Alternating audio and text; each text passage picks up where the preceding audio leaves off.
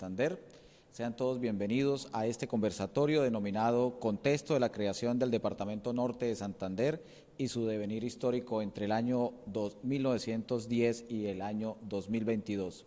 Mi nombre es Fabio Torres, soy el director de la Escuela de Gestión Pública y estaremos junto con el historiador Silvano Serrano reflexionando esta tarde, tanto desde la ciencia de la historia como desde la ciencia política, alrededor de los hechos acontecidos, pero sobre todo del impacto de la reflexión que debe aplicarse interdisciplinarmente para conocer en la actualidad cómo esos hechos de la creación de este departamento nos han impactado en lo económico, en lo social y también en lo cultural. Originamos esta transmisión para el auditorio que nos acompaña desde el Salón Catatumbo en nuestra sede en la ciudad de Cúcuta, para todos los nortesantanderianos en nuestro departamento, en el país y en el mundo. Esta tarde-noche vamos a abordar dos aspectos. En un momento tendré la oportunidad de preguntarle a nuestro amigo y compañero Silvano Pavón, historiador, sobre los contenidos y los hechos acontecidos en aquel momento y su impacto. Y en otro momento él tendrá la oportunidad también, a manera de réplica, de preguntarme y yo poder contestar desde la disciplina de la ciencia política. Sean todos bienvenidos. Estamos en disposición desde la escuela como centro de pensamiento de la gestión de lo público de crear este material que se convertirá en un antecedente de las reflexiones sobre el futuro y en especial sobre el desarrollo de Norte de Santander. Saludamos muy especialmente antes de iniciar a todas las personas que nos acompañan en este salón y en especial a los que nos acompañan también a través de las redes sociales, a nuestros compañeros del Gabinete Departamental de Norte de Santander, bajo el liderazgo del gobernador Silvano Serrano, que es el presidente de la Junta Directiva de la Corporación Escuela de Gestión Pública y que también nos sigue. Para iniciar, habrá un momento de contexto de lo que aconteció rápidamente. El compañero Silvano Pavón nos abordará los hechos puntuales y los actores que allí se sucedieron entre el año 1904 probablemente y 1910 y posteriormente entraremos en la reflexión que hemos programado para esta noche. Compañero Silvano, bienvenido a la Escuela de Gestión Pública y vamos a conocer entonces en este primer momento qué fue lo que sucedió, cuál fue la trayectoria de los hechos que se dieron hasta el día de ayer, que fue cuando el presidente Ramón González Valencia suscribe o sanciona la Ley 25, que es la que permite la creación del departamento. Gracias, Fabio. Gracias por la invitación aquí a la Escuela de Gestión Pública y Participación Ciudadana.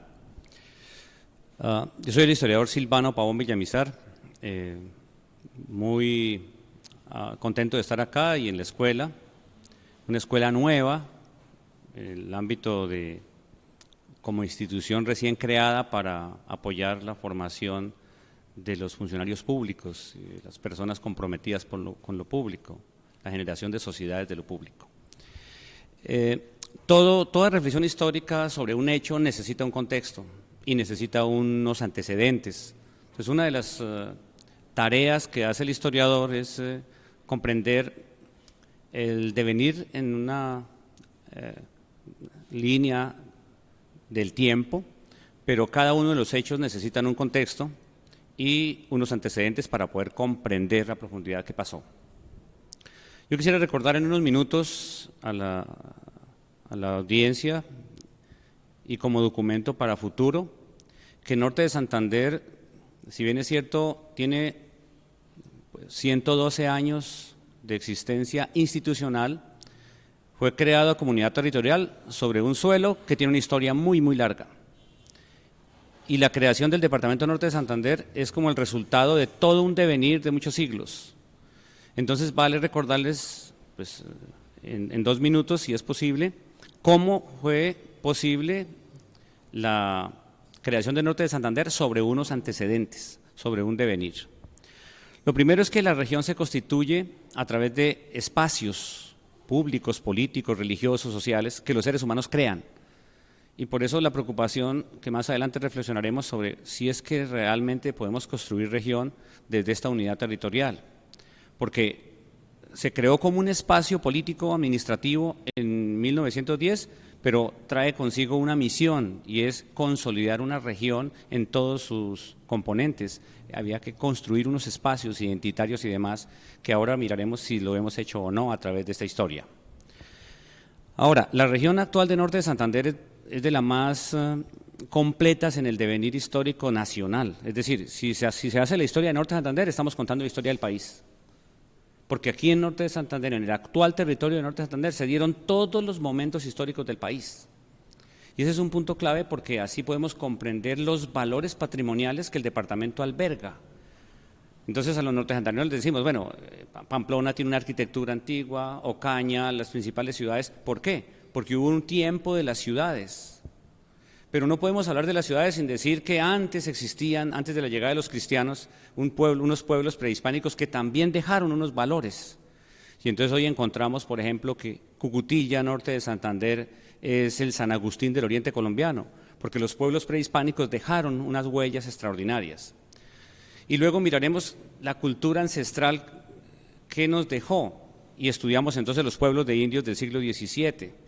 Y esa es una historia muy especial porque es la República de los Indios y buena parte del territorio actual de nuestros municipios actuales vienen de esos pueblos de indios, como Silos, Chinácota y el mismo Cúcuta original, ¿no? Luego reconocemos cómo nacieron nuestros municipios actuales y por eso vimos hace unos días la conmemoración de un hito fundacional de la ciudad de San José de Cúcuta, que partió de una parroquia, un movimiento poblacional del siglo XVIII, y así muchas otras parroquias, como la parroquia de Toledo, San Cayetano, Bochalema, o sea, los poblamientos del siglo XVIII. Y en el siglo XIX unos poblamientos también muy fuertes, muy duros, como fue los pueblos del café. Entonces, cómo se pobló Occidente, cómo nació desde Salazar de las Palmas, una ciudad española, cómo nació Gramalote, cómo nacieron los demás municipios. De tal modo que al historiar a Norte de Santander tenemos que mirar todas las etapas, porque realmente Norte de Santander es una unidad territorial nueva, pero todas las etapas anteriores nos permiten leer sus componentes.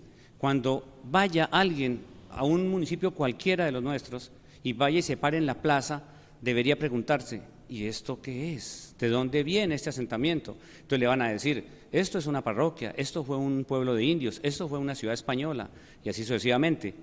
Por eso hoy incluso tenemos pueblos de los caminos. Cuando usted pase por el Zulia, ¿cómo se produjo el Zulia? Producto de un camino en el siglo XIX. Lo mismo los patios, lo mismo la Esperanza, Norte de Santander. Al construir la carretera, los campamentos de obreros generaron un municipio. Después el petróleo generó a Tibú, entonces son los pueblos del petróleo. Y los últimos pueblos, a la luz de los cultivos en el Catatumbo, los cultivos llamados ilícitos, que generaron unas dinámicas después del petróleo y las colonizaciones, la gente que abrió esos nuevos espacios y creó nuevos asentamientos. Y una cantidad de asentamientos que llaman centros poblados rurales es lo mismo, cada uno de ellos tuvo un origen. Entonces, históricamente hay que explicar cómo se construyó el territorio, porque ahora a Fabio le vamos a preguntar en términos de la ciencia política qué significa eso al construir espacios. Entonces, cómo juega la perspectiva política, cómo se administran los seres humanos, cómo se organizan.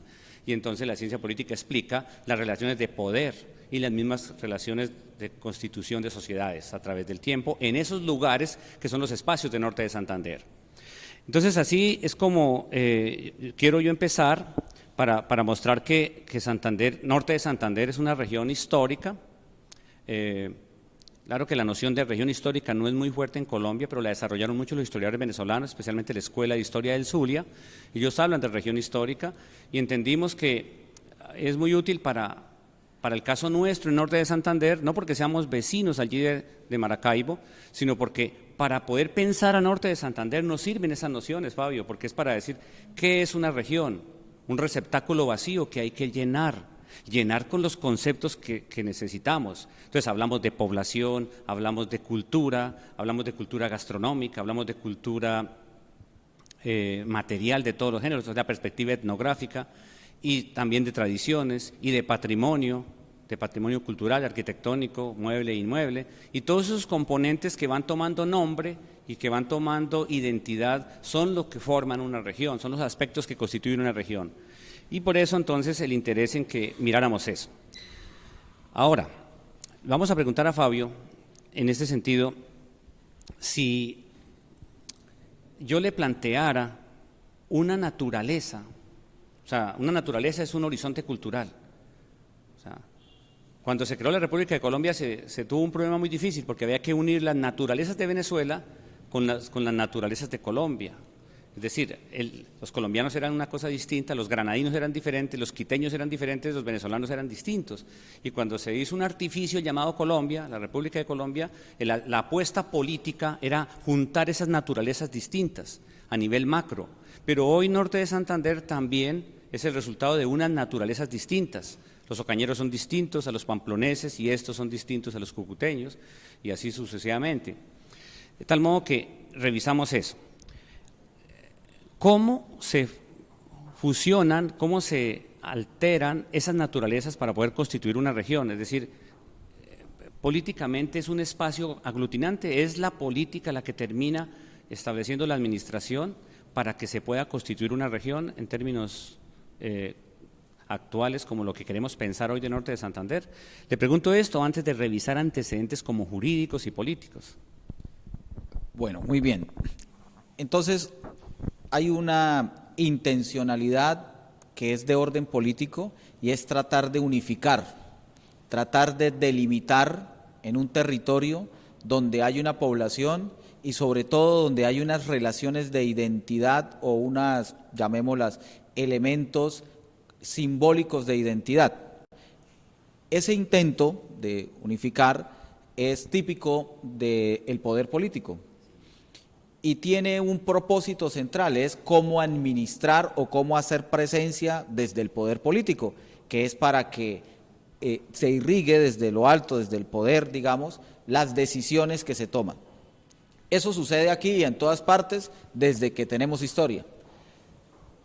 El país, en 1903, después de la Guerra de los 1000 días, elige para el año 4 a Rafael Reyes. Intenta hacer un ejercicio de ordenamiento territorial en Colombia, porque uno de los problemas era la integración territorial. Ya estaba vigente y había ganado el proceso regenerativo, el proceso de la regeneración de la Constitución del 86. Luego teníamos muchas claridades de qué hacer políticamente, pero se tropieza, y se tropezaron en ese momento, con la pluralidad. Esa palabra es muy importante. La pluralidad es poblacional y es cosmogónica incluso, es demográfica, es territorial. Entonces hay un choque pues muy fuerte, que es tratar de meter en un mismo receptáculo, en un mismo espacio territorial, a unos ciudadanos que son plurales y que tienen, como dice usted, horizontes, naturalezas, formas de ver el mundo que son completamente diferentes, pero que tenemos que unificarlos. Entonces, lo que se trata de hacer es cómo conectar las decisiones. Entonces, vamos a tener unos antecedentes que ahora Silvano nos los va a determinar mejor, pero el intento en todo caso es cómo desarrollar esa unidad territorial con la población que hay allí. Ahora también vamos a decir con cuánta población se creó el Departamento Norte de Santander en el año 1910 y cuántos somos hoy. Como nació, va a ser el trasegar. ¿Qué había en lo económico? ¿Qué había en lo político? ¿Qué había sobre todo en lo cultural? Entonces, diremos que para ese propósito, no fue un proyecto regional. No nació aquí. No fue una propuesta del territorio. Los actores de Norte de Santander, que no eran Norte de Santander, sino que antes eran, unos meses antes, eran parte del Estado de Santander y 2 años antes eran parte del departamento de Cúcuta y antes otra vez eran parte del departamento de Santander y mucho antes eran parte del Estado soberano de Santander, cuando éramos Estados Unidos de Colombia. Aquí no había una petición de unos actores a decirles unifiquémonos en un departamento, eso no sucedió. Es más un proyecto del orden nacional, pero entre la lógica que tiene el gobierno nacional de la época de quererlo unificar de esa manera, ahí sí existe un proceso de movilización social. Y entonces hay un tercer elemento, ya hemos dicho el tema de la pluralidad, ya hemos dicho el tema de la unificación territorial, si el proyecto es de los actores del desarrollo territorial, que no lo fue, pero después sí se movilizan. ¿Y por qué se van a movilizar? Porque en todo caso hay unos intereses de orden territorial. ¿Cuáles eran? Cómo conectar la economía que había acá, que era fuerte en el país, cómo conectarla con la dinámica económica del país. Entonces uno puede decir, en estos 112 años, cómo ha sido la conexión de la dinámica económica, qué hemos perdido y qué hemos ganado durante 112 años de vida institucional. Hemos podido tener un proyecto integrador, para ese momento era el tren, para ese momento era sacar el café, para ese momento era la economía que se giraba alrededor de la producción agropecuaria, principalmente agrícola. Hoy, ¿cuál ha sido? Después fue el tema minero energético, luego fue la dependencia de la dinámica comercial con Venezuela y ahora más recientemente pues la informalidad, que es la que nos determina. Por lo tanto, hay unos elementos allí muy importantes y la conclusión es, a pesar de las naturalezas diversas, plurales, el hecho de que no exista en el liderazgo político y en el liderazgo de los actores del desarrollo territorial un proyecto unificador, pues no permite que creemos una identidad de lo que podríamos llamar qué es ser norte santanderiano. Eso que genera orgullo y que estos días lo decimos como con tanta fuerza, pues hay unos elementos que generan orgullo, pero son emocionales y simbólicos. Me refiero al hecho, por ejemplo, del Cúcuta Deportivo, pero no al asunto del desarrollo y de las vías, eso no nos da orgullo. Nos referimos a otros elementos que son muy simbólicos, pero que no son de desarrollo territorial. Entonces voy a dejar ahí para poder avanzar con los antecedentes del desarrollo. Muy bien. Bueno, habíamos dicho que Norte de Santander actual, o hacer la historia de Norte de Santander como la historia de cualquiera de nuestros 40 municipios, se constituye en un laboratorio excepcional para contar la historia del país y del mundo. Porque los seres humanos están relacionados, estamos relacionados. Lo que pasa en el exterior, ¿no ve cuántas quejas hay por la guerra de Ucrania, cuánto nos afecta? Entonces, en todos los tiempos de la historia ha sido así. O sea, no hay mundos separados. Entonces vamos a revisar un poquito los antecedentes bajo esa premisa. Y me gusta mucho lo que Fabio acaba de plantear, y es que el proyecto para crear a Norte de Santander no fue autóctono, no fue del territorio. Podríamos decir que en ese momento los actores comprometidos con el desarrollo, con la gobernabilidad, fueron actores que tuvieron que aceptar y recibir y más bien luchar para consolidarse. Nos impusieron un proyecto desde afuera. Y eso Fabio más adelante lo tendrá que explicar mejor en cómo las fuerzas políticas de ese momento, ella hizo un avance con respecto a los efectos de la guerra de los 1000 días, porque eso debe significar algo para hoy. Si nos crearon sin una iniciativa propia, aunque los actores originales tuvieron que hacer lo que les correspondió, y hay unas personalidades increíbles que ahora revisaremos, como el mismo gobernador Víctor Julio Cote, como el obispo de Pamplona, gente de afuera como Benjamín Herrera, por ejemplo, que había tenido vínculos con San José, había sido jefe de oficina de correos y telégrafos. Entonces, ellos sí hicieron unas tareas excepcionales, como el señor Ferrero y demás, pero porque les tuvieron que hacerlo en ese momento. Pero en realidad, de hecho, cuando se propuso el primer proyecto, lo rechazaron los norte santanderianos de aquella época, aún sin existir el departamento. Pero revisemos el contexto, bajo esa perspectiva, que yo quiero mostrar cómo al historiar una región puedo contar la historia del país y del mundo. El primer antecedente que es digno de referenciar, además de haber hablado yo antes del poblamiento y la constitución de los espacios, tiene que ver con la creación del Estado de Santander. Esa denominación territorial, que tiene además un soporte en un mapa, y que empezó a construirse ese mapa que lo hizo Agustín Codazzi y que es la primera imagen que se va a presentar, el primer elemento identitario. Y ahí quiero recalcar algo, los mapas son un elemento vital en la identidad de los pueblos. Cuando se crea un departamento, una región cualquiera, lo primero que usted quiere ver es el mapa, y el mapa usa, mira, aquí tiene el compañero el mapa en el pecho de lo que es Norte de Santander, porque ese es un elemento para forjar identidad de los pueblos, y cada uno adora su mapa. Y así sea un manchón de tinta, pero si la gente sabe que ese es el mapa, ahí se vinculó espiritualmente con esa figura. Y el primer mapa que se construyó, los primeros mapas se hicieron en tiempos de Agustín Codazzi y fueron los elementos, y para colgarlos en las escuelas, los imprimieron en Europa y los trajeron y los pusieron en las escuelas, y ahí es cuando los mapas empiezan a funcionar como constitutivo de una identidad. Y eso ocurrió con el Estado de Santander, que fue creado con la ley 13 del 13 de mayo de 1857. Y fue algo fantástico para ese territorio, porque se reunió un congreso constituyente en Pamplona, y tenemos las actas de ese congreso. Y han de saber ustedes la altura conceptual y política de esas actas. Salieron 2 tomos que los tenemos ahí recién impresos, la Universidad Industrial los hizo, y podemos leer exactamente qué discutieron.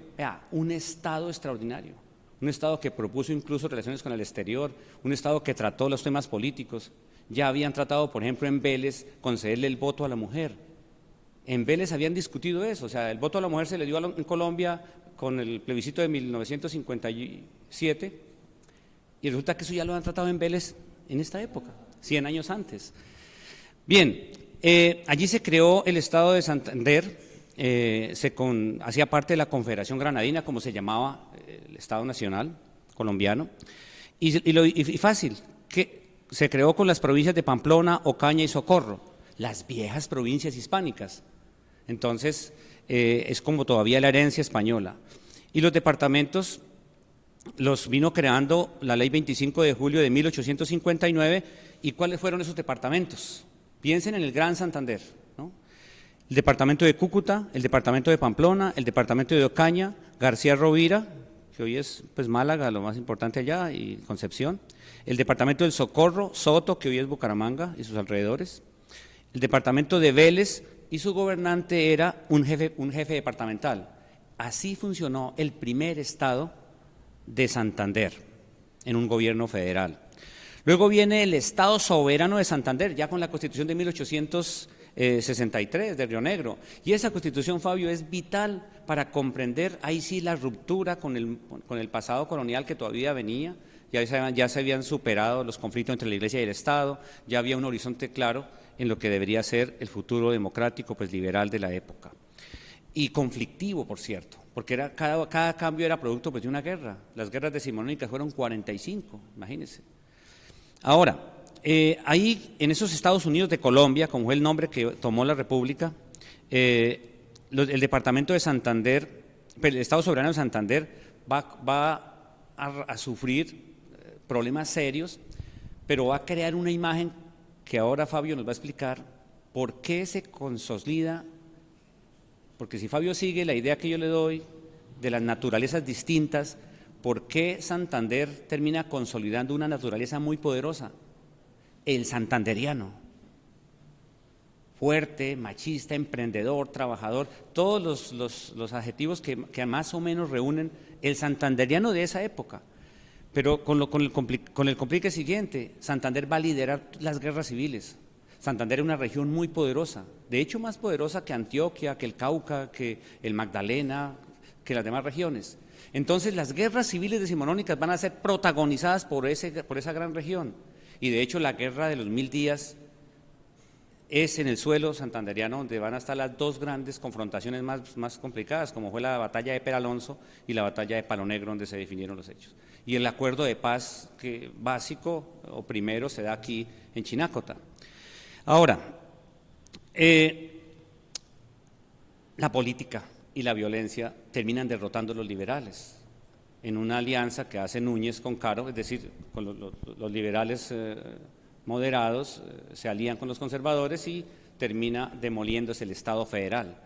Y se instaura la Constitución de 1886, ya que ustedes saben, la República Unitaria, presidencialista, centralizada, que sí, confesional, porque es confesional, eso fue un poco un retroceso frente a la postura premoderna, mucho más conservadora que la Constitución de 1821 de la Villa del Rosario de Cúcuta, porque la Constitución de 1821 es una constitución laica, se creó un Estado laico y el proyecto era construir una nación de ciudadanos desde la óptica laica, liberal, democrática y moderna. En el 86 se le consagró al Sagrado Corazón y se declaró un Estado confesional. Ahora, esa derrota de los liberales trajo la creación entonces del departamento de Santander. El departamento ya sujeto al gobierno presidencialista centralizado. Y las provincias que se crearon fueron Cúcuta, Ocaña, Pamplona, Charalá, García Rovira, Guanentá, Soto, Socorro y la provincia de Vélez. Como ya ustedes ven aquí, van apareciendo más regiones consolidadas. El poblamiento ha avanzado. Nosotros, si estudiamos los censos, ahí ve uno el ascenso demográfico de esos territorios, y eso hace que se demande una estructura de gobierno más efectiva, más operativa, que tenga que ver más con el desarrollo. Pero aquí viene pues la guerra de los 1000 días. Y la guerra de los 1000 días, que es un poco lo que yo presiono a Fabio, que desde la ciencia política nos diga, bueno, se genera un contexto político, con unos actores políticos y una crisis fundamental. Entonces le voy a pedir a Fabio que nos cuente la crisis del general Rafael Reyes, si la promesa de la paz, digamos el cumplimiento de los acuerdos de paz, y con el perdón de todos y el perdón de Fabio, yo les quiero decir algo. Estoy trabajando una tesis historiográfica para romper una frase del común de la gente que dice, es que hay que aprender historia para no repetirla. Si sabemos la historia, no la repetimos. Lamento decepcionarlos, pero como historiador y dedicado a la enseñanza de la historia y a las posibilidades de la formación de la espiritualidad colectiva desde la historia, quiero contarles que la historia se repite aún conociéndola. Las sociedades repiten los procesos aún sabiéndolos. Pero claro, si decimos que hay que saber la historia para que no se repita, es bueno porque a toda la gente le interesa la lectura. Entonces, no, vale. Pero en realidad la historia se repite aún conociéndola. Entonces le vamos a decir a Fabio, ¿cómo es que hoy se intentó un proceso de paz y el gobierno siguiente no le jugó al cumplimiento de los acuerdos? Pues algo así pasó allí. Después de una confrontación tan complicada como la guerra de los 1000 días, hubo unos acuerdos, unos tratados de paz, el de Wisconsin, el de Chinácota, y al parecer no se cumplieron, y eso generó una dinámica política muy complicada. Yo quiero que Fabio nos cuente entonces cómo fue esa crisis política y qué pasa con el Congreso, por qué surge Reyes, qué pasa con la asamblea que plantea Reyes, porque ahí es donde está el swing del asunto para la creación de Norte de Santander que hoy conocemos. Bien.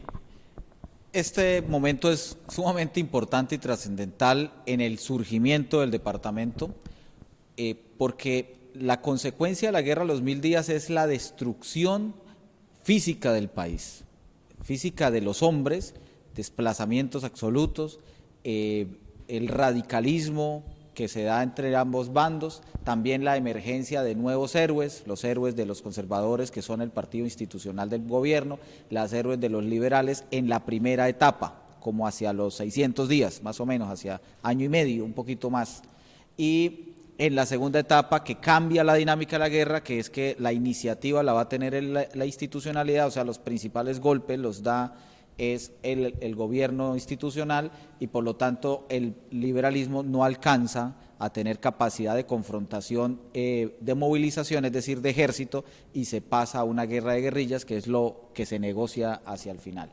¿Qué es lo que se pelea en la guerra de los 1000 días? Que es la última de las guerras de Colombia. En la realidad, en la práctica, la última de las guerras. No hemos vuelto a tener guerra, declarada, por supuesto. Lo que hemos tenido posteriormente hemos tenido conflicto armado interno que no se puede categorizar como guerra, en este caso declarada o guerra de orden civil.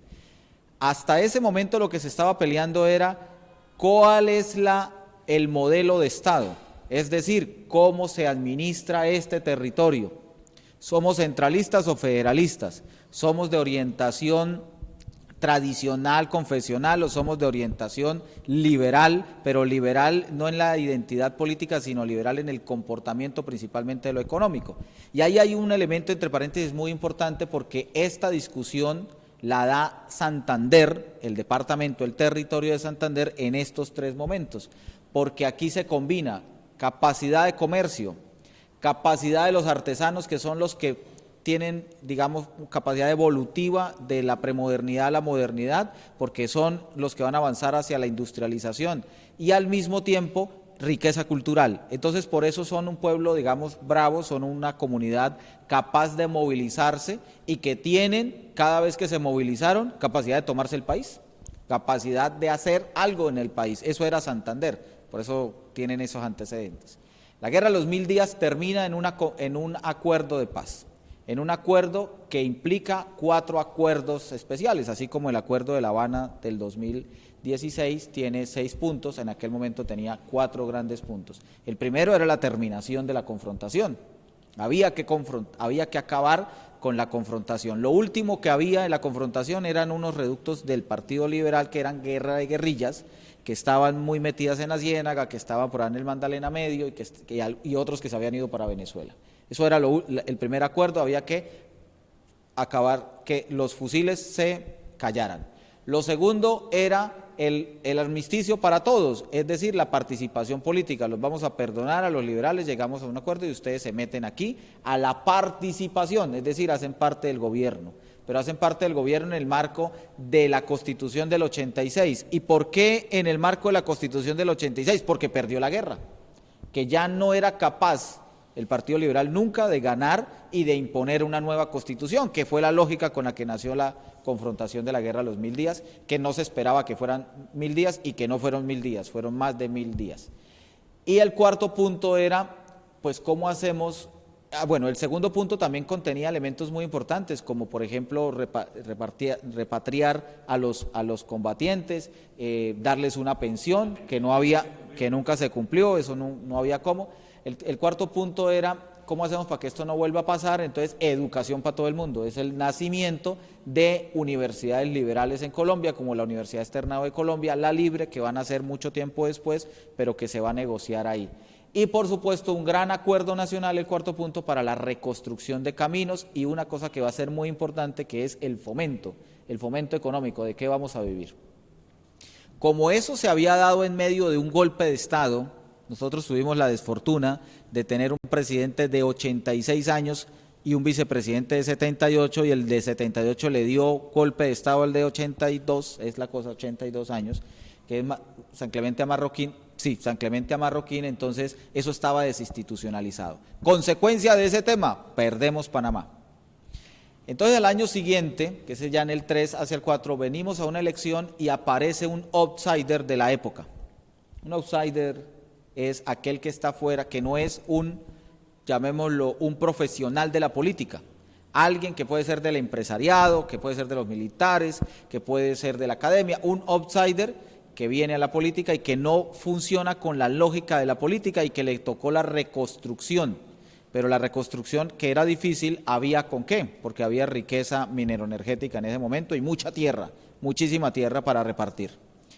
Entonces aparece el general Reyes, que había iniciado como capitán realmente en la guerra de los 1000 días, que era alguien de mucha riqueza, aparentemente que había tenido un antecedente en su vida de fuerza, digamos, de representación, y él gana dentro del conservatismo para la renovación, y gana con una propuesta: menos política, más administración. En realidad era más administración, menos política. Y el llamado a la concordia, o sea, a evitar la discordia, a evitar la confrontación. Pero es alguien recio, es decir, no funciona con las lógicas de las leyes, la Constitución es improcedente para él, es un radical, pero al mismo tiempo la Constitución no se había modificado y esa Constitución permitía la pena de muerte, esa Constitución le daba poder a la Iglesia Católica, o sea, todavía teníamos las bases, las brasas de la pelea. Como eso se da, entonces el presidente Reyes empieza a tener pues su gobierno a su estilo, y hay un Congreso Nacional, que es el Congreso de la República de ese momento, y pues ese Congreso sí es de políticos, entonces no hubo acuerdo, no era posible, y tuvimos pues varios episodios. Uno primero es un intento de asesinato al presidente, le hacen un intento en una tarde de salida de él a pasear, pues le hacen un intento de matar al presidente Reyes, los capturan a los que los iban a matar y los fusilan a los 2 días, al otro día los fusilan, y el presidente Reyes se radicaliza además porque lo afectan mucho a través de los medios de la época, y lo que hace es que cierra el Congreso, lo cierra él mismo literalmente, cierra el Congreso y convoca una asamblea que sesiona en reemplazo del Congreso y lo hace conformada por los amigos de él, digamos, por los que él mismo había convocado. Ahí hay una desinstitucionalización, para tener un primer punto, una desinstitucionalización que lo hace una persona que no es respetuosa de la norma. Incluso una constitución tan radical como la del 86, pues tenía un procedimiento legal y democrático.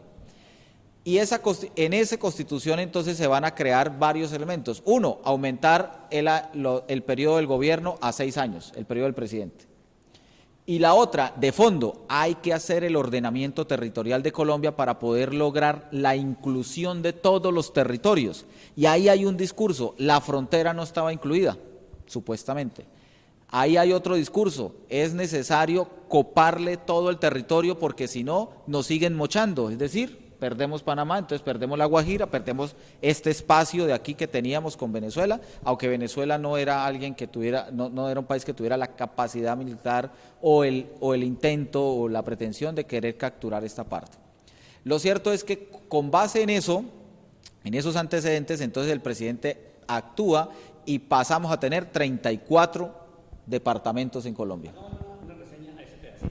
Muy bien, Fabio, porque es muy importante que vayan visualizando esos antecedentes, porque hay un asunto político, porque es lo que nos ayuda, o por lo menos a mí como historiador, el politólogo me ayuda a sostener esa tesis, a argumentar esa tesis. La decisión no es de los naturales del territorio.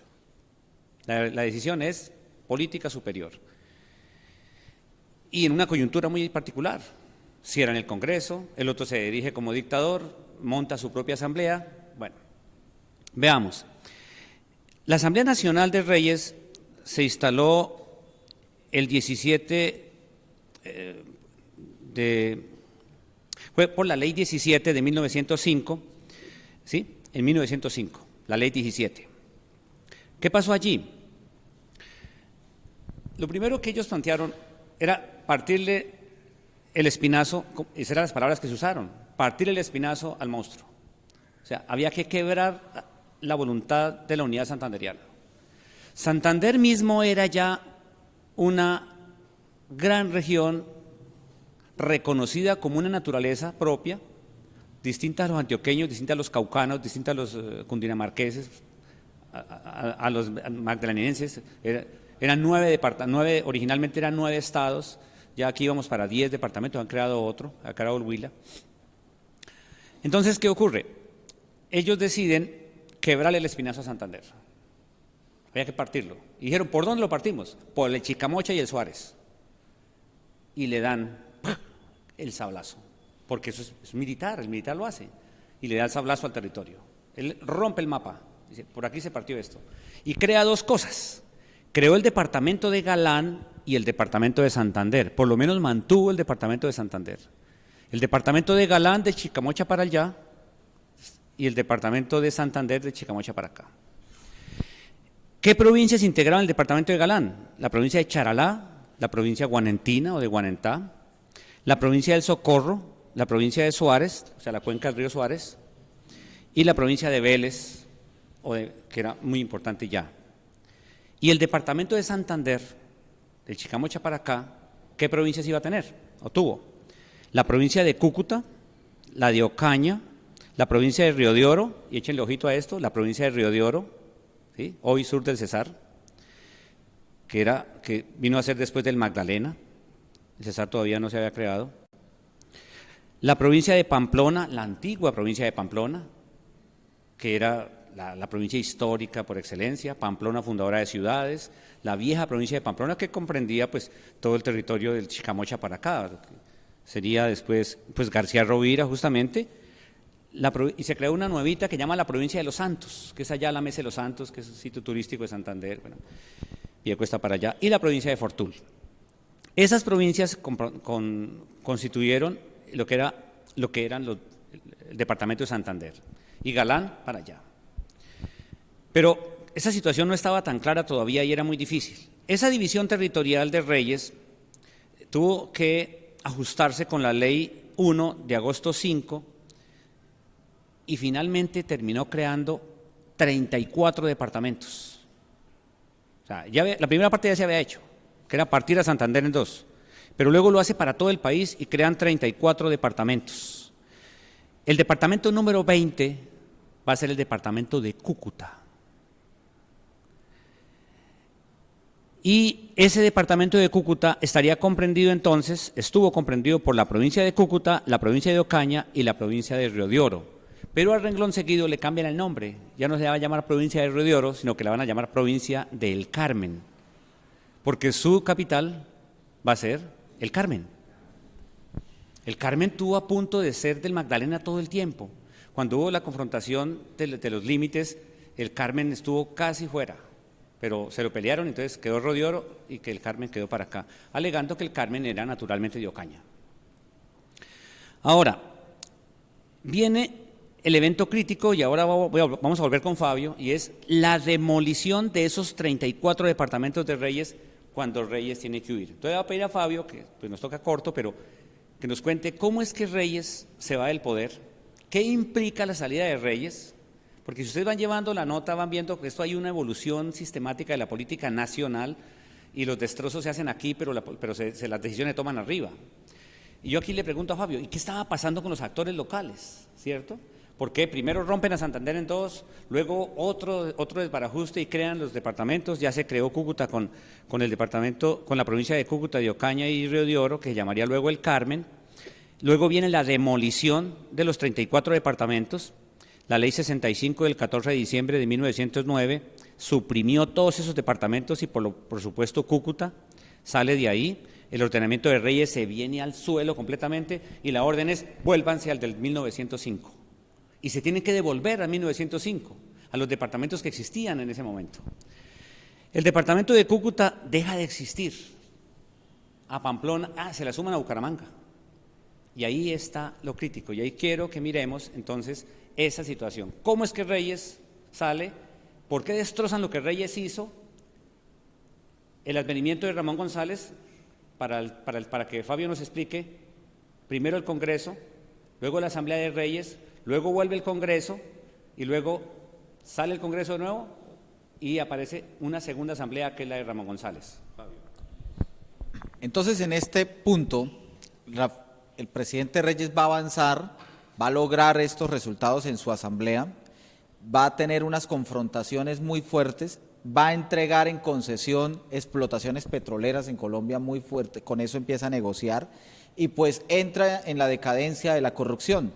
A tal punto que ya era insostenible las investigaciones, pues no había una figura para poderlo destituir, no había revocatoria del mandato en ese momento, como no la hay hoy para el presidente, porque somos fuertemente presidencialistas. Pero lo que sí es cierto es que era insostenible y él terminaría su periodo en el 12, terminaría su periodo en el 10, que había iniciado en el 4 y con la reforma lo había aumentado hasta a 6 años y lo podía repetir, o sea que iría hasta el año 16 de presidente. Se escapa, hace físicamente una recogida de plata del Tesoro Nacional, se monta en algún transporte que lo lleva hasta Honda y de ahí sube por el Magdalena y llega a Puerto Colombia. Y en Puerto Colombia dura un tiempito y empieza a mandar correspondencia a decir que va a renunciar, que otro acepte la presidencia y empieza una discusión. El caso es que él se va del país, se escapa con la plata, físicamente. Y entonces vamos a tener una presidencia interina de unos días, que es el señor Abadía Méndez, días o meses, yo eso no lo tengo tan preciso. Si fueron meses, fueron 2 meses, por mucho. Y sí, ¿qué sucede ahí? Como eso está soportado en una asamblea que le había desplazado al Congreso, que era el legítimo, el Congreso retoma el poder, retoma la institucionalidad, y hasta ese año, hasta el 10 casualmente, se elegía al presidente por voto del Congreso, era un presidente indirecto. Del 10 en adelante, con Carlos Eugenio Restrepo, es la primera vez que votamos en Colombia sufragio para elegir al presidente. Entonces, ese Congreso, que es el que viene antes, el que había revocado Reyes, va a retomar el poder y nombra un presidente. Y el presidente es el general Ramón González Valencia de nuestra región. y entran en discusión. Él tenía que terminar el periodo y arrancar nuevas elecciones, era un presidente de transición. Pero sería tanto la presión del Congreso, que devolvió a lo que había en 1905, que Ramón González Valencia también lo saca y pone una asamblea que tenía funciones constituyentes y constitucionales. Es decir, asume tareas de representación política, de expedición de normas y demás, y al mismo tiempo de reforma a la Constitución. Los mismos que lo pusieron, él los desplazó. Y ahí hay una transición de un año prácticamente, y ese es donde aparece el proyecto ya definitivo de los que van a delegar de esta región, que ahí aparecen, ahora Silvano nos lo va a compartir a detalle. Los delegados de acá, estando en Bogotá, los delegados de aquí, estando en Bogotá, los toma Ramón González Valencia y lo pone en la constituyente, en el Congreso, los nombra ahí de constituyentes y al mismo tiempo lo hace presidente de la constituyente. Por eso un norte santanderiano firma la ley del nacimiento de Norte de Santander, casualmente. Entonces, vamos a tener una situación política, dos norte santanderianos, el presidente que la sanciona y el... Lo que estábamos conmemorando ayer era la fecha en que el presidente Ramón González Valencia suscribió el decreto, o que hoy se llama, sancionó la ley 25, que es la que reformó el sistema electoral, el sistema de ordenamiento territorial, y crea, entre otras, el departamento de Norte de Santander. Pero ahí había una cosa que es muy importante, que nos devolvimos al año 5, y es, ¿pero por qué se dejaron quitar eso?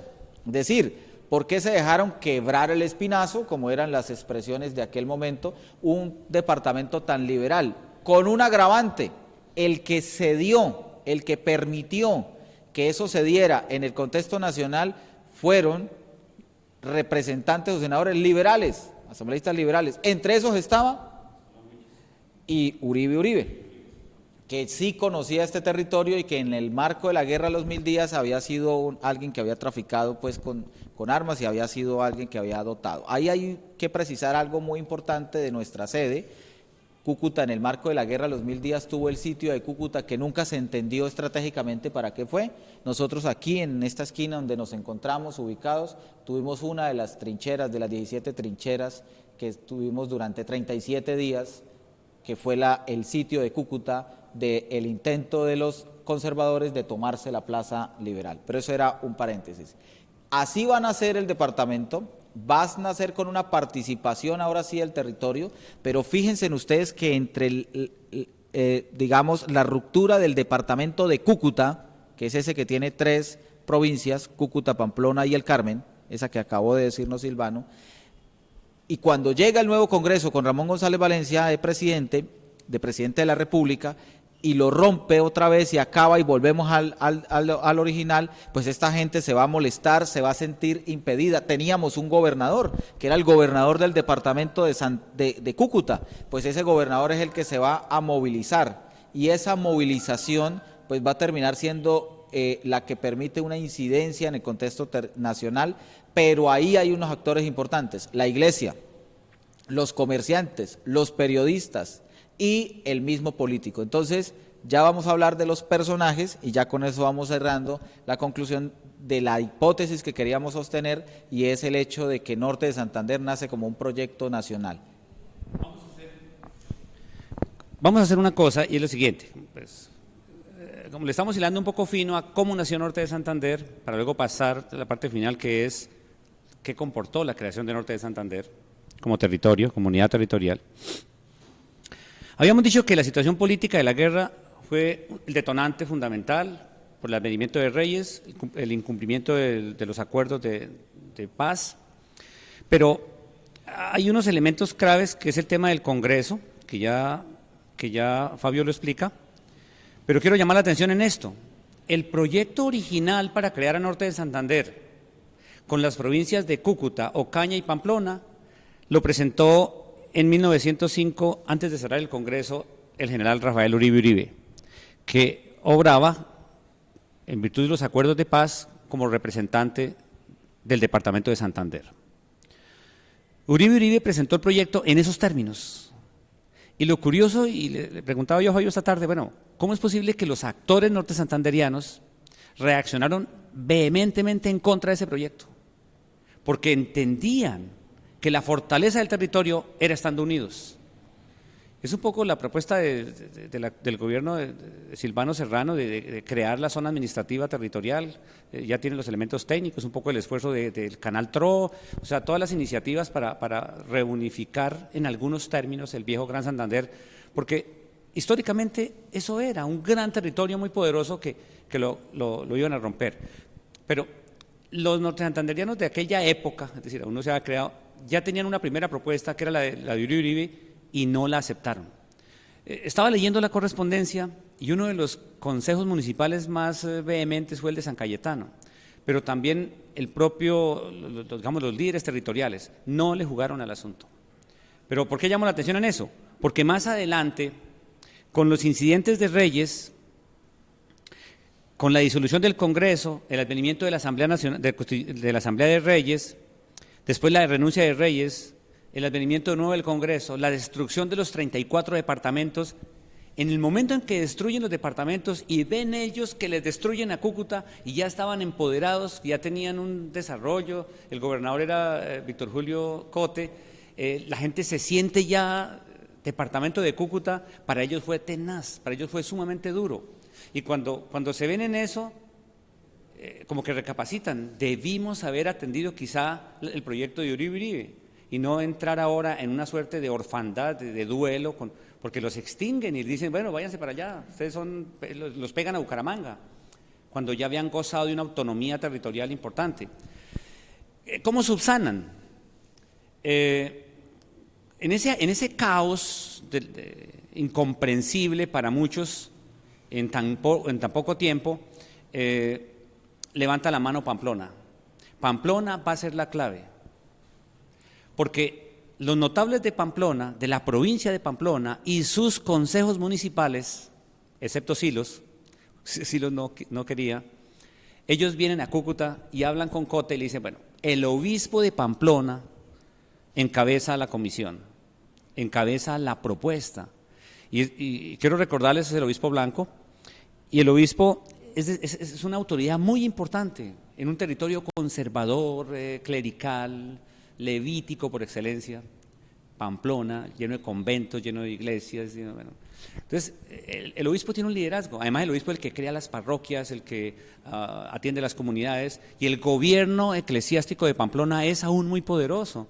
Le habían devuelto el gobierno liberal radical, el gobierno de la regeneración, después del problema con los radicales, le devuelven a Pamplona pues todos sus fueros, y ya tiene muchas parroquias y muchas de ellas son muy bollantes, como la parroquia San Laureano, la parroquia de la Sagrada Familia en Bucaramanga, la parroquia de Río Negro en Santander, y las parroquias de acá. Es decir, es un territorio muy grande, gobernado por un obispo que es sumamente respetado a nivel nacional, y claro, él baja y donde habla el obispo, ¿no? Y el obispo le dice a los cucuteños, si nos han desbaratado y ya está en proceso esto, tenemos derecho nosotros a reunirnos. Se separan de Bucaramanga y hacen la propuesta y ahí empiezan a trabajarla netamente.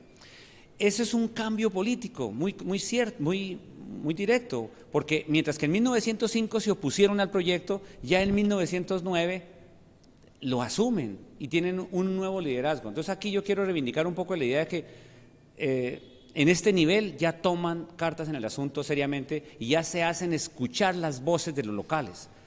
Y es cuando hay que ir a Bogotá, hay que mandar emisarios a Bogotá, hay que pelearla en Bogotá, y entonces cuando comisionan a Emilio Ferrero Torjoni. Y Emilio Ferrero Torjoni es un jurista reconocido, y él va a jugar un papel determinante, porque él va a Bogotá a trabajar en procura de este proyecto, ya forjado pues con el apoyo de Pamplona, y como en el ámbito nacional, ya lo explicó Fabio, Ramón González Palencia ya se hace al poder, el Congreso lo nombra, tiene unas dificultades con el Consejo de Estado, pero él superan eso y se consolida Ramón González, convoca una asamblea y de inmediato él hace que Emilio Ferrero Torjoni sea uno de los representantes del norte de este proyecto, de esta región. Fueron Augusto Samper, Emilio Ferrero Torjoni y Benjamín Herrera. Benjamín Herrera estaba en Cali, él era de Cali, pero tiene unos vínculos con Cúcuta, con San José de Cúcuta, con el territorio. Se había casado con una señora de Pamplona, ofició aquí como jefe de correos y telégrafos, él apoyaría ese tema allá. Y es así como estamos a puertas, ahí sí, de la creación del departamento. Se presenta el proyecto de ley, lo discuten en 3 debates, lo sustenta el propio Benjamín, le dan el proceso. Claro que los textos y el apoyo pues lo hace el jurista, que es Emilio Ferrero Troconi, pero lo sustenta Benjamín Herrera, el general, y se da entonces la creación del proceso. ¿Cuándo presentaron el proyecto? Lo presentaron el 25 de mayo, hagan cuentas, para primer debate el 25 de mayo, luego pasa a los otros 2 debates y el 14 de julio se promulga la ley, ese mismo día la sanciona el presidente. Por eso cuando usted vea la ley, está firmada por Ramón González, está firmada por Emilio Ferrero como secretario de la Asamblea Nacional Constituyente, está firmada por Ramón González, sancionada por Ramón González Valencia. Vaya pensando, Fabio, en la explicación política, porque mire, al crear Norte de Santander, con esas 3 provincias, hay unos problemas muy complicados para el territorio. En algún momento de las discusiones pidieron salida al río Magdalena, y pedir salida al río Magdalena era una tradición del siglo XIX, todos querían salir al río Magdalena. Y por eso, si usted mira los mapas del siglo XIX, todos tienen un pedacito hacia el río Magdalena, porque la vía de comunicación era el río Magdalena. Esta región, aún teniendo el ferrocarril en plena construcción, pide salida al río Magdalena y por eso le dan a Cáchira ese pedazo hasta la desembocadura del río San Alberto y el río Lebrija. Esa cuñita entre San Alberto y el Lebrija es territorio de hoy, el municipio de La Esperanza. Pero no tuvieron en cuenta que en el futuro las cosas serían diferentes, los polos de desarrollo serían distintos y hoy La Esperanza, de Cáchira, La Vega, esos territorios están de espaldas totalmente a norte de Santander. Y por otro lado tienen problemas con los límites con el departamento de Magdalena, lo que hoy es el sur del Cesar. Y por eso hoy vemos que un barrio de Ocaña, que se llama Río de Oro, o el municipio de González, son municipios del departamento del Cesar y eran territorios casi naturales, pertenecían a la naturaleza de Ocaña y eso causó esos elementos. Con Boyacá también tenemos problemas con el Sarare. Y así entonces necesitamos una mejor explicación de qué pasó ahí para que luego entremos a reivindicar personajes. Yo empezaría con el gobernador, Fabio, pero necesito que usted intervenga para que nos dé una puntada política en lo que significó la creación del Departamento Norte de Santander, el papel de la Asamblea y ahí sí la participación de los norte santanderianos del momento. Bien, ya para ir cerrando entonces, hemos descubierto cómo es que nace a la vida, cómo llega, cómo fue el surgimiento institucional. Y ahí hay unas situaciones que son muy importantes. 1, cómo se va a organizar administrativamente. El rol de la asamblea departamental. Esa asamblea recién inicia. Dura 1 año tratando de organizarse. Es mucho más antiguo, por supuesto, el Consejo de Cúcuta, que tenía mucha más tradición en términos de representación. Esa asamblea va a ser importante porque le corresponde implementar y distribuir las rentas y distribuir los ingresos con respecto al fomento, porque va a ser muy importante el tema del fomento. La otra discusión es cómo tomar el poder en Norte de Santander para impulsar el desarrollo que venía impulsado por el café y por la disposición del ferrocarril. También estamos en ese momento, ya para el 10, para el 11, todavía con rezagos de la reconstrucción de la ciudad y de la reorientación de la ciudad a partir del terremoto y en especial del sitio de Cúcuta, aunque el sitio de Cúcuta en realidad no la destruyó masivamente. Y al mismo tiempo la manera de integrar los territorios que van a quedar como municipios. Ahí van a quedar unos municipios pues, muy cercanos. Recuerden que San Luis es municipio fundador, y luego al año siguiente, a los 2 años es que lo liquidan, lo eliminan y lo van a incluir. Esa asamblea es muy beligerante. Entonces, ahora lo que viene es la representación política y el cálculo del poder. Y ese cálculo del poder pues está representado en la asamblea departamental, que vamos a tener representantes de las 3 grandes provincias.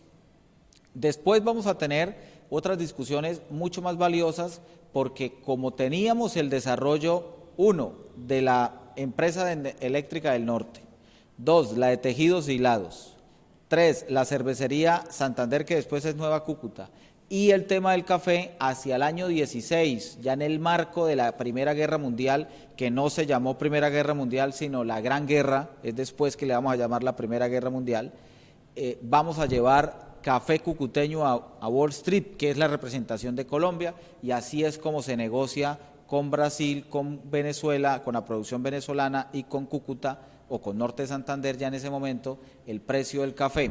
Esto de lo del eje cafetero, de llevarse el desarrollo para el eje cafetero en el tema del café es un poco posterior. Y al mismo tiempo la integración binacional. Hasta el año 26 es que logramos integrar los dos, o sea, 16 años después es que logramos integrar los dos trenes por el puente Unión en lo que hoy es Puerto Santander. Digamos que ahí hay una serie de hechos que se van dando posteriormente. Al mismo tiempo es cómo aprovechar las potencialidades productivas, explorar. Vamos a tener avances hacia lo que fue la concesión Barco, que es posterior, luego toda la explotación petrolera, el crecimiento mineroenergético y la diversificación de la economía, que después ya no va a ser diversificación, sino concentración de la actividad económica solo en los temas netamente comerciales. Entonces, Silvano, vamos al último punto, que es los personajes, y vamos cerrando y la consecuencia. Bueno, yo suelo pues emocionarme un poco, ¿no? Sino ponerle mucho ímpetu al discurso, porque el esfuerzo es fijar cosas nuevas, fijar nociones especiales. Voy a recoger una frase de Fabio que me gusta, y es que como la asamblea era tan complicado estructurarla, no tenían un modelo en sí, tenían que pedir modelos para las actas, pedir modelos para el proceso electoral y demás. Quien va a llevar la batuta en el ámbito legislativo en ese momento es el Consejo Municipal de Cúcuta, de San José de Cúcuta. A propósito, tenemos el señor presidente del Consejo, muchas gracias por venir, doctor Oliverio. El Consejo Municipal de Cúcuta tuvo que asumir el liderazgo de la cosa legislativa, de apoyar al gobierno, pero tienen un resquemor los concejales, y con sobrada razón, porque como viene tutelado tan de arriba el asunto, conocen a Víctor Julio Cote, lo estiman, pero hay un detalle: el gobernador va a hacer unas reformas muy tenaces y el Consejo Municipal lo cita para que venga y jure lealtad, sobriedad, y para que jure que no va a volver nada al departamento ni la ciudad. Y es una cosa para mí increíble. Yo encuentro el documento y dice, el acta donde lo bajan, él viene y les jura que va a hacer las cosas bien, lealtad, que no va a desbaratar nada de lo que ellos tienen, y ellos también le ofrecen el apoyo. Entonces, uno dice, pero ¿cómo? El gobernador del departamento viene y le jura que va a hacer las cosas bien al Consejo. ¿Por qué? Porque no hay asamblea, y es la ciudad de San José la que va a liderar la cosa política. Es un detalle muy importante que hemos encontrado ahora en la investigación que hacemos sobre la institucionalidad del Consejo, la historia de la función concejil en San José de Cúcuta. Pero vea, quiero mirar algo muy valioso, y es la ley de fomento que jalonaron para el desarrollo y un poco para cumplir los acuerdos de la Guerra de los 1000 días, de la paz, pero también para ordenar el país y, como decía Fabio hace un rato, para incluir todos los territorios. A la asamblea del departamento le dicen, su misión es el fomento, su misión es la educación, o sea, la instrucción pública, no se llamaba educación como tal, sino instrucción pública. Su misión son las obras, y su misión es integrar el territorio, y mire cómo lo hicieron. La asamblea tiene problemas para empezar. Bueno, ahí había unos personajes muy valiosos, Julio Pérez Ferrero, estaba Leonidas Durán, que, bueno, ahí hay un listado de personajes muy valiosos que se hacen cargo del asunto. Yo veo, por ejemplo, en Leonidas Durán un personaje muy, pero muy valioso en generar esa perspectiva, en generar autoridad, en generar respeto, en generar la hidalguía, el don de gentes, o sea, la credibilidad que necesita ese nuevo actor que no conocían aquí, conocían los concejales, y el Consejo lideraba ese proceso, pero ahora tocaba un nuevo actor, la asamblea. Entonces ellos se ocupan de lo siguiente, las obras públicas. El gobierno tiene que hacer obras públicas. Se ocupan, entre esas obras públicas, de la carretera Cúcuta-Pamplona, por ejemplo. Hoy se está haciendo la doble calzada y eso, la historia se repite. están trabajando el tema del Camino de Sarare. El Camino de Sarare era vital para incluir el territorio, para ver qué iba a pasar con Boyacá.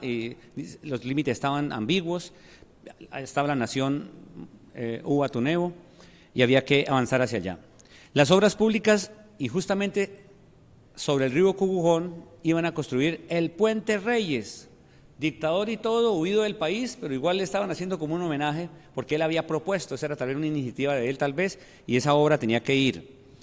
El Templo de San José, eso es muy bueno para la historia de Cúcuta. El Templo de San José, pues con el departamento va a recibir un apoyo.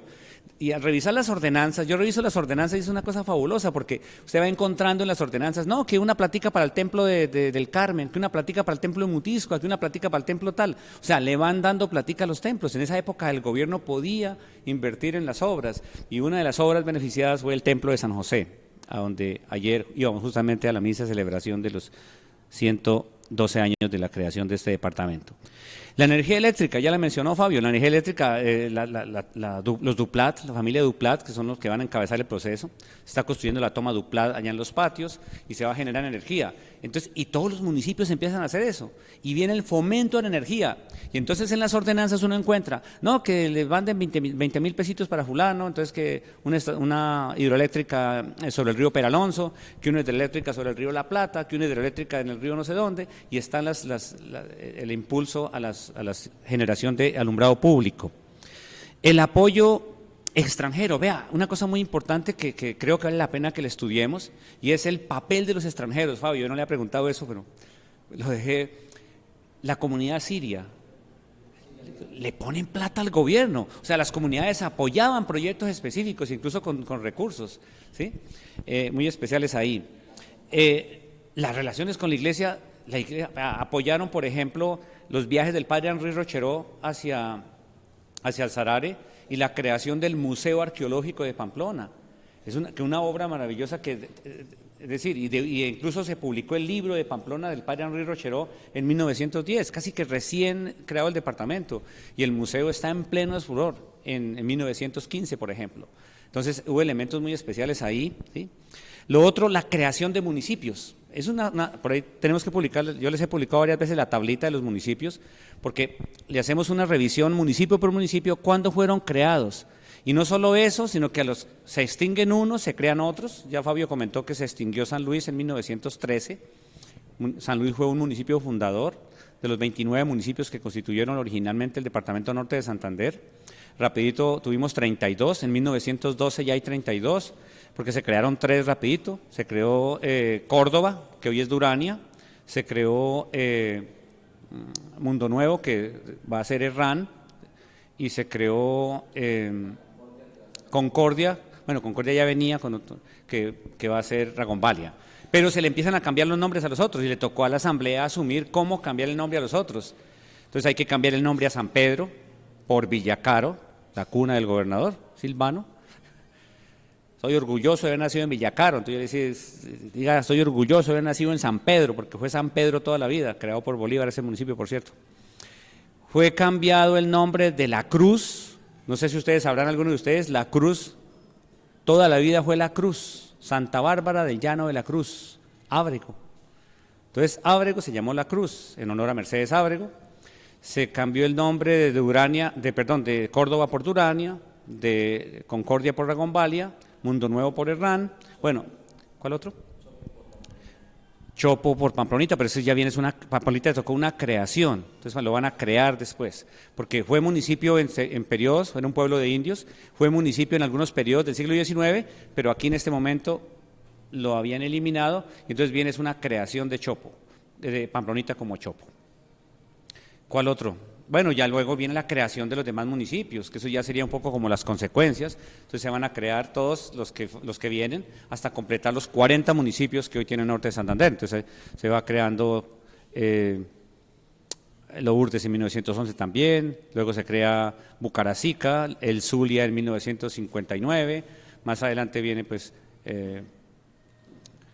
La Esperanza, viene el Tarra, Los Patios, Puerto Santander, que va siendo de los últimos. Muy bien, tenemos entonces con esto recogido el espíritu del objetivo de lo que habíamos planteado para hoy, que es un diálogo interdisciplinar de saberes sobre cómo lo que nació hace 112 años hoy, pues cuál es como su perspectiva. Es muy importante tenerlo presente.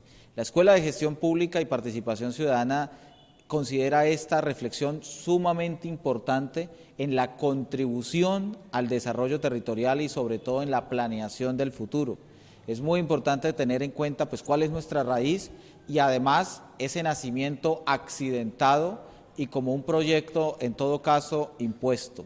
Es también muy importante el llamado a la sociedad en general y sobre todo a los liderazgos políticos de todas las expresiones políticas que hay en el territorio, las que están en oposición, las que están en gobierno, las que están por constituirse, sobre la necesidad, uno, de que nos integremos con la dinámica nacional, dos, que nos entendamos como una región, en este caso binacional. No ahondamos mucho sobre el tema con Venezuela, pero eso termina siendo muy importante. Yo digo, esta es mi expresión, que la reconstrucción de la situación de Venezuela hoy nace en Norte de Santander. Por aquí tiene que pasar y los norte santanderianos tenemos que, para usar palabras de nuestros ancestros campesinos, aprontarnos, aprontar como aprontar leña, prepararnos para ese momento. Al mismo tiempo está la situación alrededor de la infraestructura para el desarrollo y sobre todo el aprovechamiento de las potencialidades productivas. Hoy más que nunca se necesita una institucionalidad muy fuerte, muy sólida, y eso solo es posible con la formación de la ciudadanía, que luego van a ser pues los líderes políticos que ayuden a tomar decisiones. El tema cultural, Fabio, que faltaría esa parte de qué debería pasar, o mejor, qué ha venido pasando frente a la construcción de la norte santandereanidad, qué nos hace falta para constituir ese territorio en ámbito cultural. Bien. Es un propósito la norte santandereana, el sello norte santandereana, eso es relevante, es primario, es prioritario, es fundamental para el desarrollo, para podernos quedar aquí. Entonces, esa marca no está muy clara. Antes decíamos al principio que hay unos elementos muy simbólicos, pero que faltan unos elementos, llamémoslos, que los podría aportar en la teoría el desarrollo endógeno, las teorías del desarrollo endógeno. Pues debería ser, en todo caso, el orgullo alrededor de tener la vida, la reproducción de la vida y la posibilidad de la vida. Entonces, en perspectiva, la identidad territorial, la identidad del norte santanderiano debería ser su capacidad de trabajo y de aprovechar el entorno, de aprovechar las condiciones endógenas. Esto podría ser hoy un poco reforzado, pero esa es una ruta que nos la plantea un modelo de desarrollo.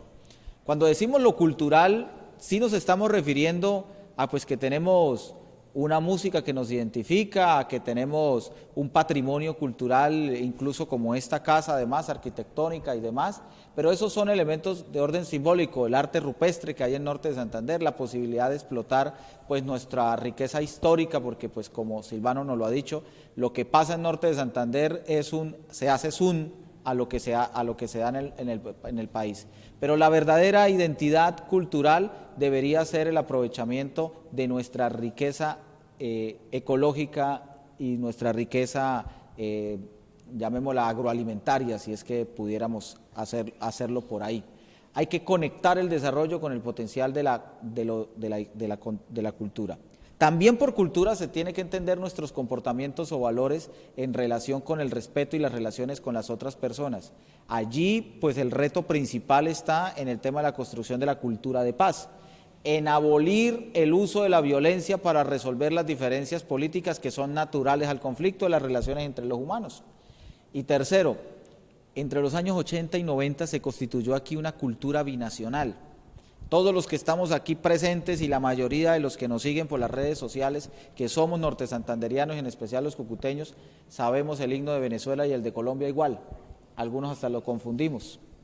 Esa identidad binacional que además nos unifica, que además nos hace comunes, que hoy en perspectiva de la apertura de frontera termina siendo mucho más relevante, es necesaria pues considerarla como parte del ejercicio de la construcción de territorio. Y finalmente, que es además el propósito de esta escuela, solo se llega a un escenario de formación cultural o un escenario cultural a través de la formación, a través de la responsabilidad de la educación. Silvano, entonces, para cerrar. Para ir cerrando, aunque yo sí quisiera que si alguien tiene una pregunta de aquí del público presente, pues la compartiera. Pero veamos esto. A veces pues uno tiene que desarrollar tesis en historia y algunas de ellas molestan a la tradición, porque tenemos de alguna manera apropiada una tradición historiográfica que nos han venido contando pues a modo del interés de cada momento histórico. Desde el punto de vista historiográfico, crítico, la creación de Norte de Santander fue un error político considerable, serio. Algún colega mío me dijo, la creación de Norte de Santander fue un verdadero adefesio político. Pero uno no da cuenta, o sea, uno no elige los padres. Nosotros no elegimos los padres, pero tenemos que dar cuenta de sus consecuencias, de sus hechos. Nosotros somos una consecuencia de nuestros padres. Entonces, ¿qué tenemos que hacer los hijos? Los norte santanderianos ya estábamos creados, ya estamos constituidos. Y la historia no le hace juicios al pasado, o sea, no juzga actores. Y no juzga absolutamente no con los términos del presente, con los valores del presente. ¿Eso qué quiere decir? Que en su momento histórico le quebraron el Espinosa a Santander y se rompió la unidad de una región muy poderosa, líder en el país, en todos los aspectos. Santander fue quien conectó la nación colombiana con el mercado mundial. Por aquí, por Santander, por el territorio norte santandereano, entró el café a Colombia, por Villa del Rosario. Aquí se hizo un ferrocarril extraordinario entre la empresa privada y lo público. Aquí se hicieron muchas cosas, es decir, era muy poderoso el departamento de Santander, primero el Estado y luego el departamento. Lo quebraron. Bueno, de ahí en adelante, lo que quedamos, le dimos la espalda al país. O sea, lo grave es que un territorio que se creó, que si el sentido era unificar el país y sumarlos todos y administrarlos mejor, sí se hizo eso, pero terminó el territorio dándole la espalda al país. O sea, mirando hacia Maracaibo, por la cuenca hidrográfica, dependiendo de Venezuela. O sea, Fabio dice, no tuvimos tiempo para hacer un recorrido sobre el asunto Venezuela, pero sí podemos hablar de la binacionalidad, que no es del 80 para acá, Fabio, es desde que nació el proceso. Si usted encuentra, por ejemplo, los relatos y los estudios del siglo XIX, Manuel Ancisa lo primero que hizo en el año 51 fue ver eso. Oiga, ¿esta gente qué es?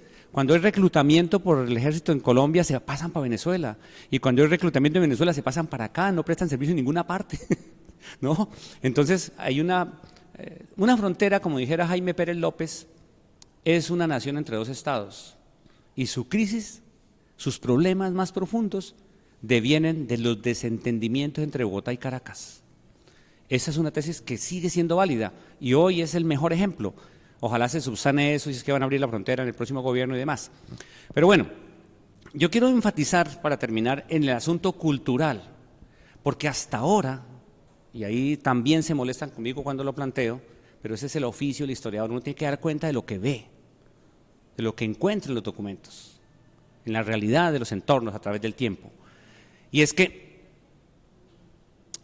la mayoría o buena parte de los elementos que nos identifican son antivalores. Entonces hay una tarea de la educación, de los gestores públicos, de las autoridades, de todos, para forjar valores positivos, como nos mostraron ayer, el deporte, otras cosas que son significativas. Por ejemplo, el glorioso Cúcuta Deportivo, pero ¿qué hacen sus hinchas? O sea, hay unas contradicciones muy complicadas. Y esos antivalores de que pues, aquí no se pagan deudas, que aquí pues, vaya, si quiere irse para Cúcuta, hacer lo que le haga gana, vaya para Cúcuta. O sea, ese tipo de cosas no pueden seguirse dando. Norte de Santander es muy poderosa en su historia, en sus elementos patrimoniales, en su tradición, como parte de esta nación, con el atributo de ser frontera, pero necesita mejorar aspectos que la consoliden como una región, porque sigue siendo un receptáculo vacío. Todavía no avanzamos en la creación cultural, en la inclusión total, digamos, los elementos identitarios todavía no están consolidados, no construimos la norte santandereanidad como tal. A pesar de que vamos a Bogotá y ponemos un stand en la Feria del Libro, reivindicamos a algunos autores y escritores, tenemos a Cotelamos Gaitán Durán, tenemos el concurso nacional de poesía y cuento, hay muchos valores, pero nos toca trabajar más buscando otros valores. El futuro tiene que ser que Norte de Santander brille más por cosas positivas y no por antivalores. Ahora, lo otro es, ¿estamos construyendo sociedades de lo público?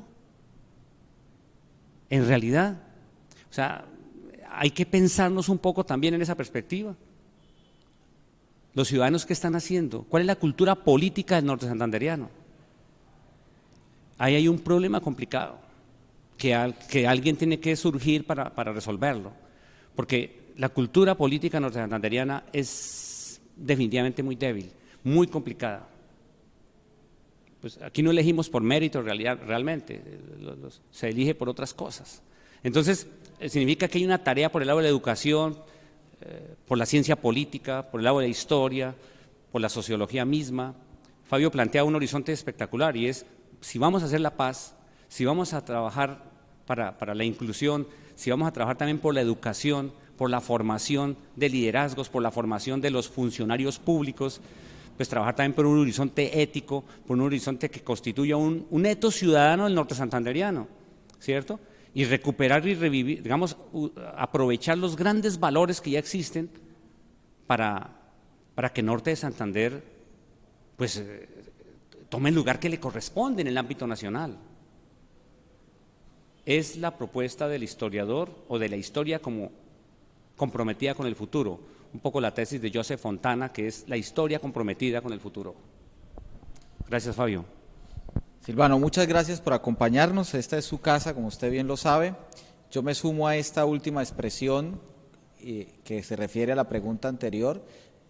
Hay elementos de norte santanderinidad, pero no hay un etos, un constructo, un resultado, un perfil de esa cultura. Al contrario, la característica principal es que imperan los antivalores con un agravante, aceptados socialmente. Y como son aceptados socialmente los antivalores, entonces los resultados de las decisiones de la institucionalidad son iguales. Ahí tenemos la oportunidad de transformación y de cambio, y pues esa es en últimas el propósito de la Escuela de Gestión Pública, que es la de construir un valor de respeto de la esfera de lo público desde la sociedad y al mismo tiempo construir sociedad desde la formación en el saber de lo público. A todos ustedes que nos acompañaron, muchísimas gracias. La Escuela de Gestión Pública y Participación Ciudadana tiene sus puertas abiertas.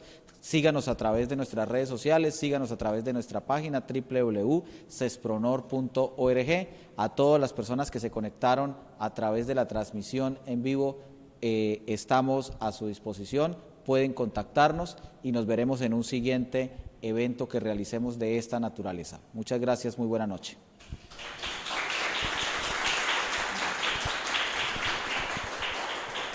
Muy bien.